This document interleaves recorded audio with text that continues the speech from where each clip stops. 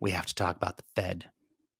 Jay Powell, the master of money, the magician behind the curtain, the wizard of, well, the Fed, I guess. I'm going to say the Wizard of Oz, but the Wizard of the Fed. Well, he raised interest rates again. So we're now up a little bit for interest rates. Everybody expected that. There was a 99% certainty by the market that he was going to raise interest rates. He did. He did not disappoint. Interest rates have gone up. What's interesting, though, is what he had to say at the Federal Reserve meeting. He said, the central bank staff no longer forecasts a U.S. recession, and we do have a shot for inflation to return to target without high levels of job losses. So the staff now has a noticeable slowdown in growth starting later this year in the forecast, but given the resilience of the economy, they are no longer forecasting a recession. They are no longer forecasting a recession. That's crazy, man. Now, can we trust them? I don't know. We're going to get into that in a second, but just think about how much fear and how much certainty there was around a recession. There still could be a recession. Let's just keep that straight up in the conversation here. But how much fear there's been around the potential of a recession. And what if there isn't? What if they really pull it off? They get inflation down. I mean, inflation's at 3% now, 2% is their target. If inflation drops to 2% next month, and of course doesn't immediately spike back up because of some geopolitical nonsense, obviously, then holy cow, did they pull it off? People kept their jobs, inflation came down, equity markets start hitting new all-time highs, bada bing, bada boom, Bob's your uncle, Fanny is apparently your aunt, and we're all rich again. Maybe. We hope. That would be nice, wouldn't it? Certainly a big about face here by the Fed, but can we trust them? Are they lying to us, or do they just have no idea what the hell is going on? The first option, they're being honest with us. This is really what they believe, and there really isn't going to be a recession. Interesting. If that's the case, I mean, I guess job well done, Jerome Powell. I mean, I've been a hater for a long time here, man, but if you did it, you did it. Okay, cool. Option two, they're lying to us. Would you be surprised that the biggest banks on Wall Street, the people really pulling the strings behind the scenes, the people who actually pull the strings at the Federal Reserve, because the Federal Reserve, right? It is a bit of a monster organization. It's not what it says it is. Are those people simply luring everybody into the fantasy that everything's going to be okay? And then, bam, they pull the plug on us and everything goes to hell in a handbasket. That's the new Great Depression. That's a possibility. And of course, third possibility is they just don't know and they're wrong again. Now, if they're wrong as consistently as they've been wrong, and it's not simply nefarious, these people are terrible at their jobs. They're supposed to know these things, and yet they're consistently wrong. Let me know where you think this stands. Are they good actors? Are they honest actors? Did they really pull it off? Are we getting no recession? Or are they lying to us? Or maybe they are going to pull it off, but they have no idea what the heck they're doing. This is from eCoin Metrics. He says the Fed staff believes the USA will avoid a recession in 2023. That's what the Federal Reserve Chief Jerome Powell said. However, we can contrast that with a statement that our forecast is for moderate but positive growth going forward through the next few quarters. That is Fed Chair Ben Bernanke, December 2007, right before the proverbial shit hit the fan. Le fan. Well, it's certainly is curious to contrast the two statements, isn't it? Because we had similarities and dissimilarities, we can say, in the times between Bernanke's rule and Jerome Powell's rule and what's actually happening at the Fed, what's happening in the U.S. economy.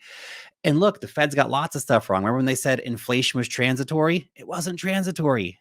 What kind of a statement was that anyway? The inflation was not transitory. It was brutal, and many other things. There's dozens of more examples we can talk about when the Fed got it wrong. Fed gets it right sometimes too, of course, but they get it wrong quite a bit for an organization that's supposed to know about, well, what the money's doing. It's kind of their job. We can see now currently inflation rate down to 3%. Now, what about back when Bernanke made that statement? Well, back then, this is going to look at December 2008. Inflation had been going down for some time. It peaked at around 5.5%, 6%. And by that time, it was down significantly to around 1.8% or so. So it had come down a lot, or actually around 1%. So their inflation had come down. But in fact, as the recession started kicking off, inflation actually went to negative 2%. Where are we going to go now? This inflation that we got up to 9%. This is some of the highest inflation we've seen in a very, very, very long time. Currently trending down and trending down fast. Is that a good thing or a bad thing? Is this the last moment of hope before everything goes down? Well, we shall see, of course. Interesting, too, if you compare the interest rates at the time. So interest rates now, of course, the Fed just raised them again, getting up to those levels that we had just before the 2008 great financial crisis. Obviously, it's concerning. 5.25% to 5% currently. Now, what is also interesting, if we take a moment to point that out here, is where were the interest rates when Bernanke made those statements back in December of 07? So they were right around 2.5%. They had already cut them by 50%. See, the interest rate cuts were well into play by that point. So that's different and interesting too, when you think about it, because nothing's ever exactly the same in market cycles. Things don't play out exactly the same.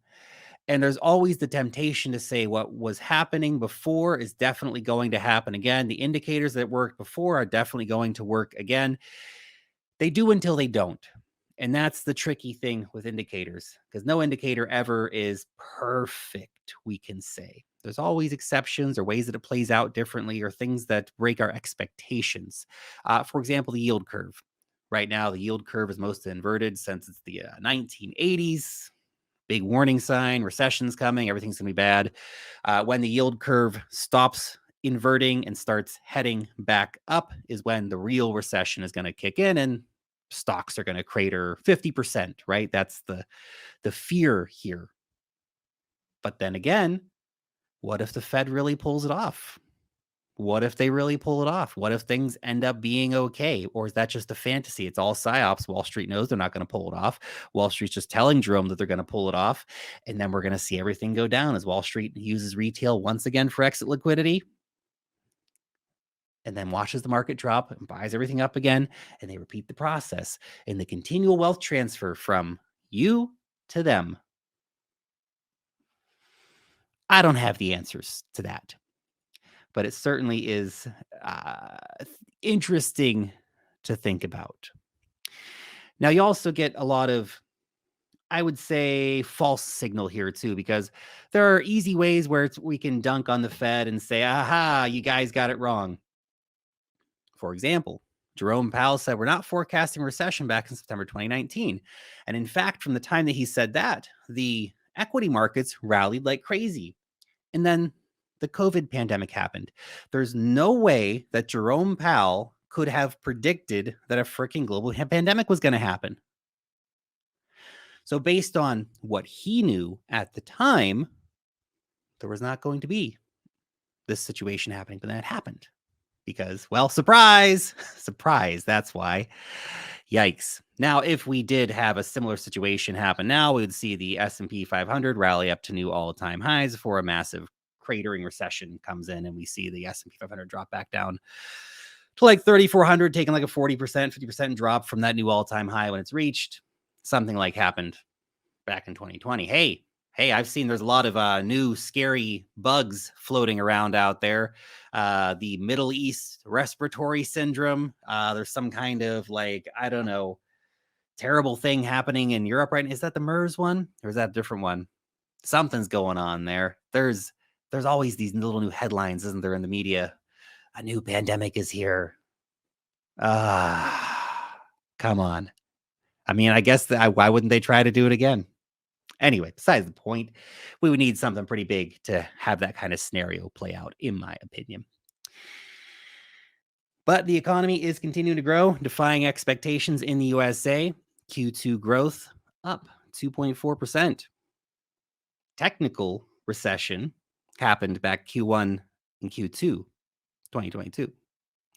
2023 been a pretty good year of growth so far for the US economy. So that is pretty interesting. Consumer spending leading growth here, business spending as well, staying pretty strong. Hard to have a recession with GDP prints like this, says Callie Cox. But reignited inflation could be a new risk. So obviously, there are still headwinds that we need to watch out for. There are still things that could derail the situation, if you will. So definitely something we need to keep an eye on. Is the Fed actually right? Is it all a psyop? Are they scamming us once again? Or do they just not know?